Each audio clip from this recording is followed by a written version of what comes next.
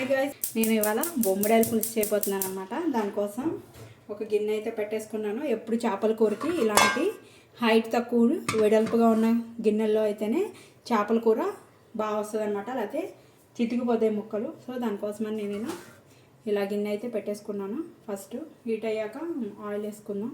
గిన్నె హీట్ ఎక్కిపోయింది. కర్రీకి సరిపడా ఆయిల్ అయితే వేసుకుందాం.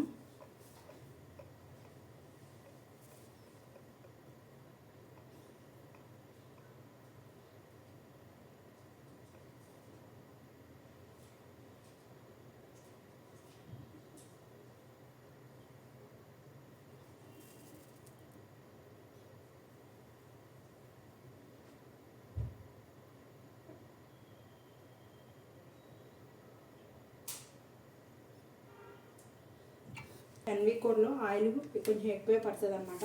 చేపలనే కాదు, చికెన్ అయినా, మటన్ అయినా, ప్రాన్ అయినా, ఏదైనా కూడా కొంచెం మసాలా కూరలు ఎన్వి అంటే కొంచెం ఆయిల్ ఎక్కువ వేసుకోవాలి. నేను మీడియం సైజు ఒక 4 ఆనియన్స్ ఈ విధంగా పేస్ట్ అయితే చేసేసుకున్నాను. ఆ పేస్ట్ కూడా ఇందులో వేసేస్తున్నాను.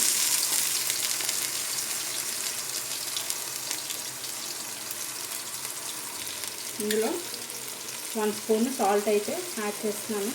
తర్వాత పేస్ట్ తీసుకుని అడ్జస్ట్ చేస్తాను.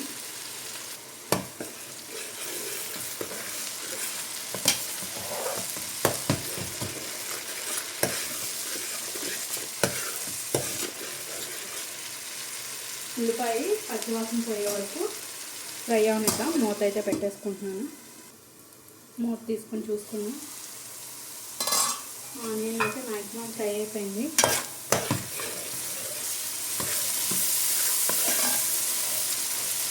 ఇలా ఫ్రై అయిపోయిన ఆనియన్లో నేను లాస్ట్ టైం కూడా చెప్పాను మీకు, ఆవకాయ కూరగాయ కనుక అది గ్రేవీ వేస్తే చేపల కూర చాలా బాగుంటుంది అని నేను ఎప్పుడు కూడా చేపల కూరలో అదే వేస్తాను. ఒక 2 స్పూన్స్, చిన్న స్పూన్తో వేస్తున్నాను కాబట్టి 4 స్పూన్స్ వేసాను. మామూలు తీసుకొని అయితే 2 స్పూన్స్ సరిపోతుంది.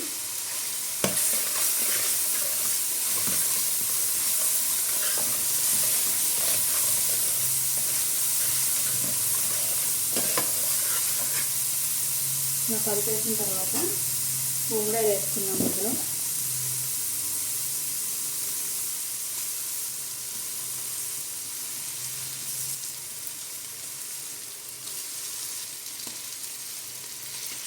బొమ్మడాయలన్నీ వేసేసుకున్నాను. ఇవి కొంచెం ఆయిల్లో మగ్గనిద్దాం. ఈ బొమ్మడాయలన్నిటిని కూడా మూత పెట్టుకుని లో ఫ్లేమ్లో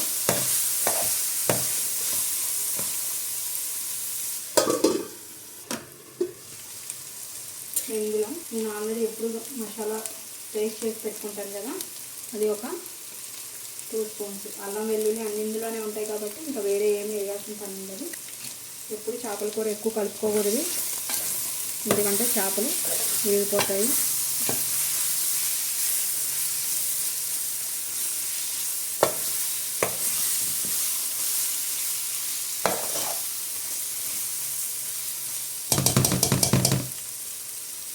చేపలు కూడా ఎప్పుడు కూడా యాసిడిటీ రాకుండా ఉండాలి అంటే కనుక మనం చింతపండు బదులు మామిడికాయ ముక్కలు వేసుకోవాలి. నేను ఇవాళ ఫ్రెష్ మామిడికాయ ముక్కలు అయితే వేస్తున్నాను. వేసుకుని లో ఫ్లేమ్లో పెట్టుకుని ఒక 5 నిమిషాలు మగ్గనిద్దాం. తర్వాత వాటర్ పోసుకున్నాం. ఒకసారి మూత తీసుకొని చూసుకున్నాం.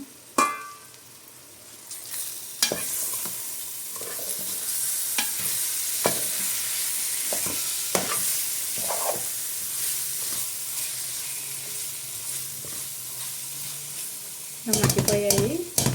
ఇంకొక 5 నిమిషాలు మగ్గనిద్దాం అనుకుని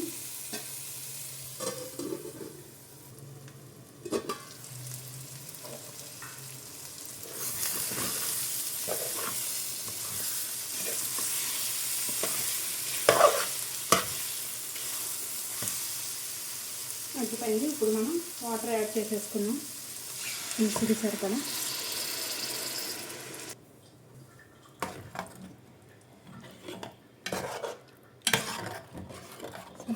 ఎసరు పోసేసుకుని కూరని ఉడకనిద్దాం. ఎప్పుడు కూడా చేపల కూర వాటర్ పోసేసిన తర్వాత హై ఫ్లేమ్లో పెట్టేసుకోవాలి గ్యాస్ని. మూత తీసుకొని ఒకసారి చూసుకుందాం కర్రీ ఎలా అయిపోయింది.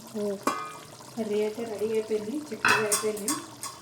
చూడండి ఇప్పుడు టేస్ట్ చూసుకొని మనకి సాల్ట్ ఏమన్నా పడితే అడ్జస్ట్ చేసుకుంటే సరిపోతుంది. చేప ముక్కలు కూడా ఉడికిపోయాయి. సో గ్యాస్ ఆఫ్ చేసుకొని